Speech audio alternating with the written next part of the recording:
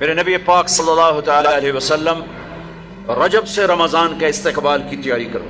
جب رجب کا مہینہ آتا تو آپ اللہم بارک لنا فی رجب و شعبان وبلغنا رمضان، یا اللہ ہمارے رجب شعبان میں برکت دے اور رمضان کا مہینہ ہمارے نصیب فرما. اللہم سلمنا لرمضان، اے اللہ ہمیں رمضان تک سلامتی کے ساتھ پہنچا دے. وسلمہ لنا، اور اسے سلامتی کے ساتھ ہم تک پہنچا دے. وتسلمہ منا، پھر ہمارے روزے اس میں قبول بھی فرما لے. اتنی جلد پہلے سے رمضان کا استقبال فرماتے. شعبان کا چاند خود دیکھنے کی کوشش فرماتے تھے، شعبان کے چاند کو خود دیکھنے کا اہتمام فرماتے تھے، اور چاند نظر آ جاتا تو روزہ رکھتے تھے. شعبان کا، یکم شعبان کا چاند نظر نہیں آتا تھا تو روزہ نہیں رکھتے تھے. چاند نظر آ جاتا تھا شعبان کا تو رمضان کے استقبال کے لیے روزہ رکھتے تھے. اور رمضان قرآن کا مہینہ ہے. شہر رمضان الذی انزل فیہ القرآن، رمضان کا مہینہ جس میں قرآن اترا. حالانکہ ہونا چاہیے رمضان کا مہینہ جس میں روزہ فرض ہوا. وہ آگے کہا فمن شہد منکم الشہر فلیصم، پھر جو مہینے کو دیکھ لے پالے تو روزہ رکھے. لیکن رمضان کا تعارف کیسے ہے؟ رمضان کا مہینہ جس میں قرآن کو اتارا گیا. رمضان کا تعارف قرآن سے ہے. یہ اشارہ ہے کہ یہ مہینہ قرآن کا ہے. اس میں قرآن اترا، اس میں تورات اتری، اس میں زبور اتری، اس میں انجیل اتری، اس میں صحف ابراہیم اترے، صحف موسیٰ اترے. لہٰذا امت کو خاموش پیغام دیا ہے کہ رمضان قرآن کے ساتھ گزارو. موبائل بند کر دو، لیپ ٹاپ بند کر دو، فیس بک بند کر دو، سوشل میڈیا بند کر دو، یہ ٹاک شوز بند کر دو، 1 مہینے کے لیے ٹی وی بند کر دو، اخبار بند کر دو. بس قرآن کے ساتھ بیٹھ جاؤ.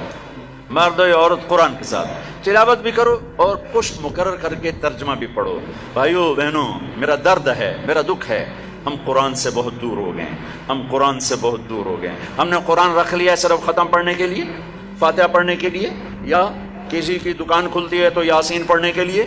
ہم نے قرآن فال نکالنے کے لیے، ہم نے قرآن اموات پر پڑھنے کے لیے. یہ ساری باتیں کرو، لیکن قرآن کا موضوع تو ہدایت ہے. قرآن کا موضوع تو ہدایت ہے، اور ہدایت ملتی ہے قرآن پڑھنے سے، اور صرف پڑھنے سے نہیں، سمجھنے سے کہ اللہ کیا کہہ رہا ہے. میں یوں کہتا ہوں، اگر آپ کو سارے قرآن میں کوئی تکلیف ہو رہی ہے تو پورے قرآن میں ٹوٹل 89 80 جمع 9 89 صرف 99 دفعہ میرے اللہ نے کہا ہے یا ایھا الذین آمنو، اے ایمان والو. تو اللہ کیا کہہ رہا ہے؟ مجھ سے بات کرنے لگا ہے. یا ایھا الناس، پوری دنیا سے بات. یا ایھا الذین کفروا، کافروں سے بات. یا اہل الکتاب، عیسائیوں سے بات، یہودیوں سے بات. یا ایھا الذین ہادوا، یہودیوں سے بات ہو رہی ہے. لیکن یا بنی آدم، ساری دنیا سے بات ہو رہی ہے. لیکن اب کہتے ہیں نا یا ایھا الذین آمنوا. تو اس کی مثال ایسے جیسے آپ سب بیٹھے ہوئے. اب کتنے بیٹھے؟ میں کہتا ہوں بھائی نواز صاحب ذرا میری بات سنیں. میں ان کو یہاں بلا لیتا ہوں، یوں بات شروع کر دیتا ہوں. اب سب کے دل میں آئے گا کوئی خاص بات ہے، تو خاص بات ہو رہی ہے نا، خاص بات ہو رہی ہے. میرا رب قرآن کے 30 پاروں میں، میں قربان جاؤں کتنے تھوڑے ہمیں اللہ نے حکم سنا ہے، صرف 89 دفعہ اے ایمان والو، اے ایمان والو، اے ایمان والو، اے ایمان والو. اس کے بعد اللہ کیا کہتا ہے؟ اللہ کے واسطے اتنا تو پڑھ لو کہ اللہ تو کیا کی جانا رس. اور اس میں ہر دفعہ نیا حکم نہیں ہے، ایک ہی حکم کئی دفعہ آیا ہے. یا ایھا الذین آمنوا اتقوا اللہ حق تقاته، یا ایھا الذین آمنوا اتقوا اللہ ولتنظر نفس ما قدمت لغد واتقوا اللہ. یا ایھا الذین آمنوا اتقوا اللہ وآمنوا برسولہ. اتقوا اللہ، اتقوا اللہ، اتقوا اللہ، تکرار کے ساتھ. تو میرے بھائی بہنوں، اتنا تو قرآن دیکھ لو کہ یا ایھا الذین آمنوا کے بعد اللہ کیا کہتا ہے، کیا کہہ رہا ہے. جس کا ترجمہ پسند ہے اس کا پڑھ کے دیکھ لو کہ میرا اللہ مجھ سے کیا کہتا ہے. اللہ کے واسطے قرآن سے دوری ختم کرو. قرآن سے اخبار پڑھنے کے لیے بھی ٹائم ہے، ٹاک شو دیکھنے کے لیے بھی ٹائم ہے، فضولیات کے لیے بھی ٹائم ہے. کرو، آدھا گھنٹہ نکال لو، آدھا گھنٹہ، 15 منٹ، 10 منٹ، چلو ایک آیت. تو میرے بھائی بہنوں، اس مہینے کو قرآن کا مہینہ بناؤ. فمن شہد منکم الشہر فلیصم، مہینہ آ گیا، روزہ رکھو. فمن کان مریضا علی سفر فعدۃ من ایام اخر، مریض ہو سفر میں ہو بعد میں رکھ لو. ایک لفظ اور ہے وَلِتُكْمِلُوا الْعِدَّةَ، اس مہینے کو مکمل کرو، پورا کرو. لیکن لفظ ہے کمال.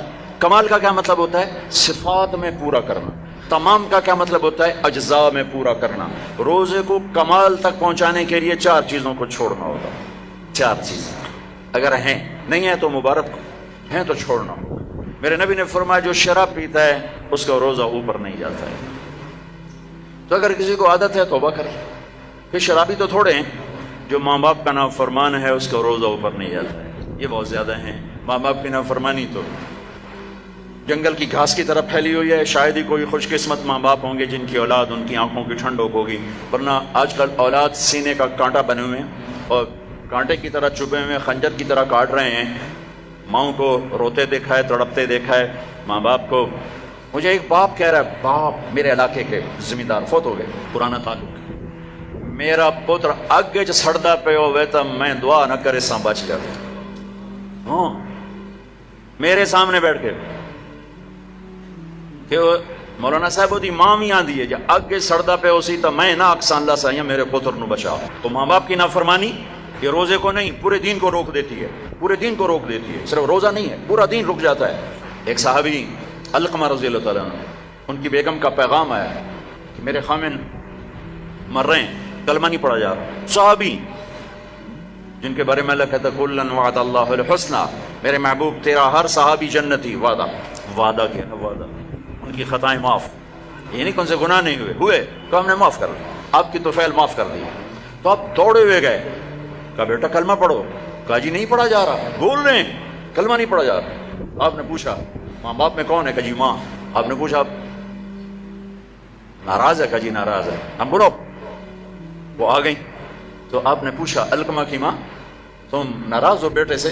کہا جی ناراض ہو. کیوں ناراض ہو؟ اب وجہ سننا، آج کل کی وجہ نہیں، وجہ سننا. کہ یا رسول اللہ میرا بچہ بہت نیک ہے، رات کا اٹھنے والا تھا، دن کا روزے والا تھا، لیکن مجھ سے بات بدتمیزی سے کرتا تھا، سخت لہجے میں بولتا تھا. مجھے اس کا دکھ ہے، اس نے اپنی زبان سے میرا دل توڑا، زخمی کیا. اللہ اللہ. آج کی طرح نہیں کہ ماں باپ کو دھکے دیے جا رہے ہوں، گالیاں دی جا رہی ہیں، صرف اتنا کہ یہ مجھے بدتمیزی کے ساتھ مجھ سے بولتا تھا. تو آپ نے کہا معاف کرو گی؟ کہا میرا جی نہیں چاہتا. آپ نے کہا میں آگ لگا دوں اس کو، پھر سفارش کرو گی؟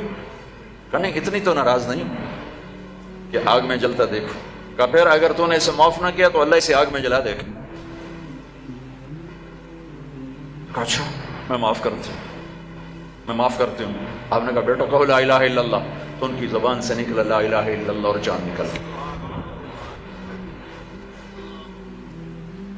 پھر آپ نے ان کا جنازہ پڑھا اور جنازے کے بعد آپ نے اعلان فرمایا جس نے ماں باپ کو تکلیف دی اس پہ اللہ کی لعنت، فرشتوں کی لعنت، زمین آسمان کی لعنت. نہ ان کی نماز قبول ہے، نہ روزہ قبول ہے، نہ حج قبول ہے. تو روزے کو روکنے والی چیز ہے شراب، ماں باپ کی نافرمانی. لیکن ماں باپ سے بھی کہتا ہوں ایسے رویے مت اختیار کرو کہ اولاد گستاخ ہو جائے. آج کے 90% ماں باپ اپنی خطاؤں سے اولاد کو گستاخ بنا رہے ہیں. انہیں پتہ نہیں ہے کہ اولاد کو لے کے کیسے چلنا ہے. تربیت چڑھائی چڑھنے کو کہتے ہیں، رب واسے ہے تربیت. اور چڑھائی چڑھنے میں پسینے آتے ہیں، بدن ٹوٹتا ہے. اور آج کی تربیت ہے ڈنڈے مارو بے عزت کرو، ڈنڈے مارو بے عزت کرو، چاہے ماں باپ ہو، چاہے اسکول ہو، چاہے مدرسہ ہو، چاہے وہ مکتب ہو، بے عزت کرو. یہ چیز گستاخی پیدا کرتی ہے. میرے نبی نے کہا اکرموا اولادکم، اکرموا اولادکم، اپنی اولاد کو عزت دو. حضرت علی کا فرمان ہے لأنہم خلقوا لزمان غیر زمانکم، یہ تم سے اگلے زمانے کے لیے پیدا کیے گئے ہیں. اگر اپنے نام کو باقی رکھنا چاہتے ہو تو ان کو عزت دو. اور میرے نبی کیسے عزت دیتے تھے؟